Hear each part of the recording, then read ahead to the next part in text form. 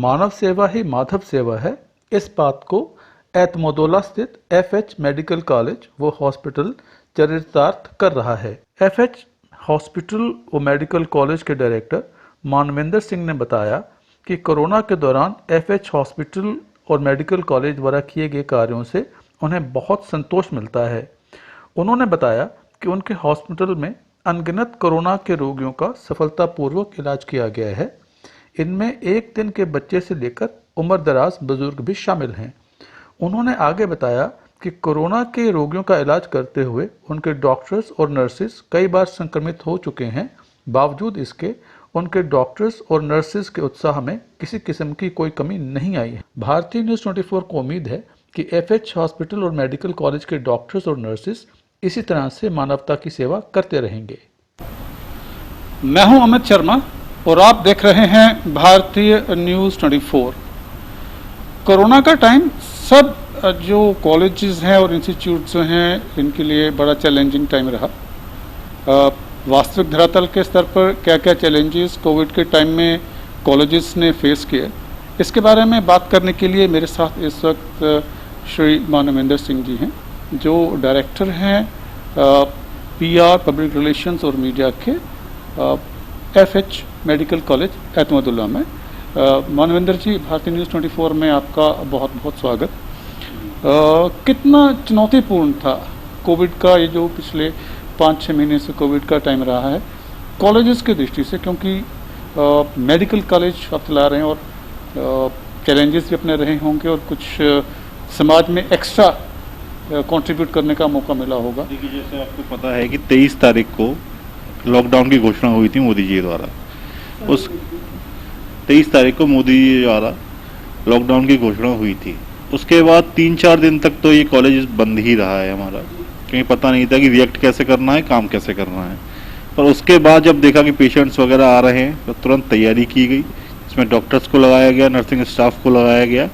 और उसके बाद से लेके आज तक हमारे यहाँ पे कोविड सेंटर रहा है, जिसमें कि 117 मरीजों को हम लोग सही कर चुके हैं, जो जिसमें कि यहाँ पर 1 दिन के बच्चे से लेके 84 साल की वृद्ध महिला तक जो कोविड पॉजिटिव आई थी वो यहाँ से नेगेटिव होके गई हैं। और हमारे यहाँ पर सबसे बड़ी चीज़ ये है कि कोई भी कैजुअलिटी नहीं हुई है किसी भी कोविड पेशेंट की। ये तो एक मुबारक की बात है, आपको मुबारकबाद है इस चीज़ के लिए कि आपके यहाँ पे जो भी पेशेंट्स आए वो ठीक होके गए।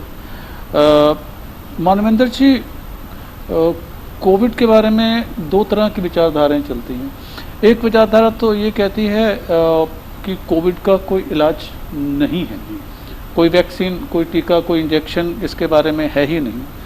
तो जिस बीमारी को लेकर के कुछ हमारे पास लाइन ऑफ मेडिसिन है ही नहीं, उसके लिए आप ऐसा क्या करते हैं कि आपके पास पेशेंट आता है कोविड का और वो यहाँ से ठीक होकर चला जाता है? देखिए, कोविड में सबसे बड़ी चीज़ ये है कि ऐसा कि पता है कोई वैक्सीन नहीं है, तो सबसे पहली चीज़ तो हमें ये करनी होती है कि जो पेशेंट आ रहा है उसकी मेंटलिटी जो होती है उसको भी पता होता है कि कोई दवाई नहीं है, तो हमें उसको पॉजिटिव रखना है, उसकी सोच पॉजिटिव रहे, वो डरे नहीं, वो अपने दिमाग पे ये चीज़ ना ले कि इसकी कोई दवाई नहीं है, मैं ठीक नहीं होऊंगा। दूसरा होता है खान पान।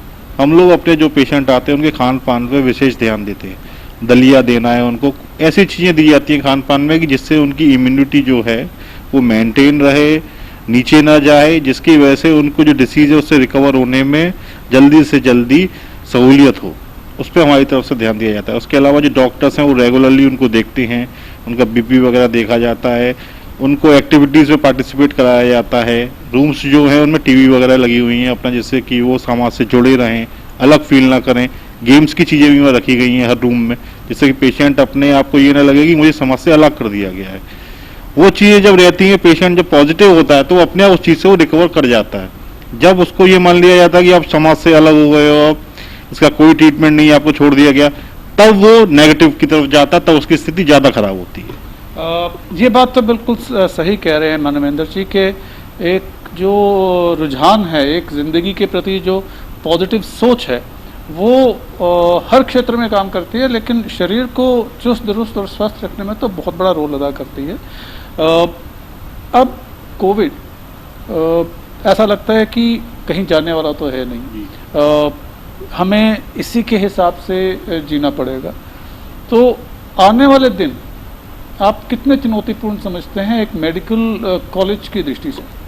देखिए, जो आने वाले दिन में मेन चुनौती अब चालू होती है। अभी तक लॉकडाउन रहा, उसके बाद अनलॉक चालू हुए धीरे धीरे, पर अब जब पूरे अनलॉक हो चुके हैं तो जितनी भी पब्लिक है वो अब सारी की सारी ओपन है। उसमें कौन पॉजिटिव है कौन नेगेटिव नहीं पता। से जो चेकअप करा रहा है उसका हमारे सामने है, जिसका चेकअप नहीं हो रहा हमें नहीं पता ये पॉजिटिव है या नेगेटिव है। तो हमें 2-3 चीज़ों का विशेष ध्यान रखना है। एक, सामाजिक दूरी बना के रखें। दूसरा, मास्क का प्रयोग करें। तीसरा, जितना हो सके पौष्टिक आहार लें और घर की बनी हुई चीज़ें लें, बाजार के खाने पे डिपेंड ना हो। पौष्टिक आहार लें और घर की चीज़ों का उपयोग करें जहाँ तक संभव हो। और सबसे बड़ी बात, अपनी सोच पॉजिटिव रखें। ये बहुत बड़ी बात आपने अपने दिमाग पर हावी ना होने दें। कोई भी चीज़ है वो अपने दिमाग पे हावी ना होने दें। ये सोच के रखें कि ये भी एक डिसीज है, सही है, जिसका भी ट्रीटमेंट हो सकता है। इसका ट्रीटमेंट सबसे अच्छी चीज़ ये है कि बिना दवाइयों के है। आप अपनी सोच पॉजिटिव रखते हैं, अच्छा आहार लेते हैं, तो आप 14 दिन के अंदर अपने आप रिकवर हो जाते हैं। ये ऑटोमेटिक रिकवर हो जाती है अगर आप अपना पूरा ध्यान रखते हैं तो।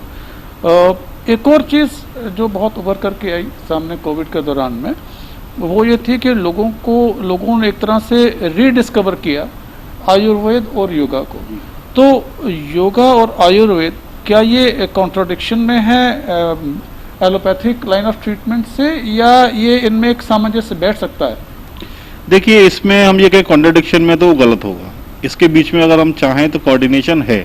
वो ऐसे कोऑर्डिनेशन है कि जब आपको बुखार है, खांसी है, तो आप एलोपैथी की जो जनरल मेडिसिन है वो ले रहे हैं, पर उसके साथ साथ में आपको योगा करना है जिससे आपकी इम्यूनिटी इंप्रूव हो। आपको काढ़ा पीना है आयुष का जो है, जिससे कि आपकी इम्यूनिटी मेंटेन रहे। तो दोनों चीज़ें साथ में चल रही हैं। ऐसा नहीं है कि दोनों चीज़ों का उपयोग नहीं है, दोनों चीज़ों का साथ में उपयोग है यहाँ। तो ये एक बहुत बड़ा संदेश निकल करके मानवेंद्र जी की तरफ से आ गया है कि पूरा जो लाइन ऑफ ट्रीटमेंट है उसमें एलोपैथिक अलग और योगा अलग और आयुर्वेदिक अलग ऐसा नहीं है। इनमें कोऑर्डिनेशन बिठाया जा सकता है और हमें पूरी बिठाया भी जा सकता है और आज की डेट में बिठाया भी जा रहा है, क्योंकि मेडिसिन नहीं है। इस वजह से ये तीनों जो चीज़ें हैं वो साथ में ही काम कर रही हैं। तीनों विभाग साथ में ही मिलकर ये इस डिसीज से लड़ रहे हैं। आयुर्वेद, एलोपैथिक और जितनी भी line of medicine, alternative medicine की लाइन है, वो मिलजुल कर लड़ रही हैं ताकि कोविड को हराया जा सके और भविष्य में भी उनकी जो उपयोगिता है वो बनी रहेगी। मानवेंद्र जी, भारतीय न्यूज़ 24 को अपना समय देने के लिए आपका बहुत बहुत धन्यवाद। अपने वीडियो जर्नलिस्ट चांद खान के साथ अमित शर्मा, भारतीय न्यूज़ 24।